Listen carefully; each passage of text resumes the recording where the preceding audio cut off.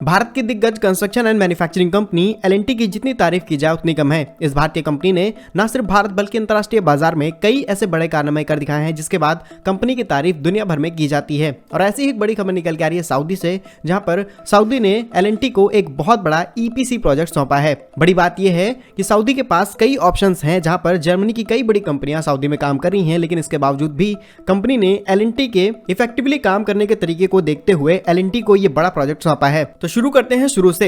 आपको बता दें, सऊदी में दुनिया के बहुत बड़े हाइड्रोजन प्रोजेक्ट पर काम किया जा रहा है, जिसे सऊदी ने नाम दिया है NEOM। और इसी बड़े प्रोजेक्ट के लिए इंजीनियरिंग, प्रोक्यूरमेंट और कंस्ट्रक्शन के काम को एल&टी को सौंपा गया है, जहां पर company power supply, air product, EPC contractor, system integrator, इन सभी के कई कंस्ट्रक्शन पार्टनर्स एल&टी के साथ में काम करेंगे। और स्पेशली एल&टी का काम बताया जाए तो कंपनी को पावर ग्रिड और इलेक्ट्रिसिटी जनरेशन का काम सौंपा गया है, जिसके लिए एल&टी के साथ में एक LNTP यानी कि limited notice to proceed agreement भी साइन किया गया है। इससे पहले भी सऊदी की तरफ से एल&टी को कई बड़े पावर प्रोजेक्ट सौंपे गए हैं, जहां पर सिर्फ ट्रांसमिशन और जनरेशन का काम एल&टी को मिला है। जानकारी के लिए आपको बता दें कि दोनों के बीच में हुआ ये ईपीसी कॉन्ट्रैक्ट 2026 तक के लिए किया गया है। और जैसे कि वीडियो की शुरुआत में हमने बताया कि ये सऊदी का एक बहुत बड़ा हाइड्रोजन प्रोजेक्ट है, जहां पर प्रतिदिन 600 टन कार्बन फ्री हाइड्रोजन का प्रोडक्शन किया जाएगा। और अब तक की हिस्ट्री को निकाल के देखा जाए तो किसी भी कंपनी या फिर किसी भी कंट्री ने इतने बड़े प्रोजेक्ट की अनाउंसमेंट नहीं की है। रिपोर्ट्स के मुताबिक 2026 तक सऊदी का ये प्रोजेक्ट चालू हो जाएगा, जहां पर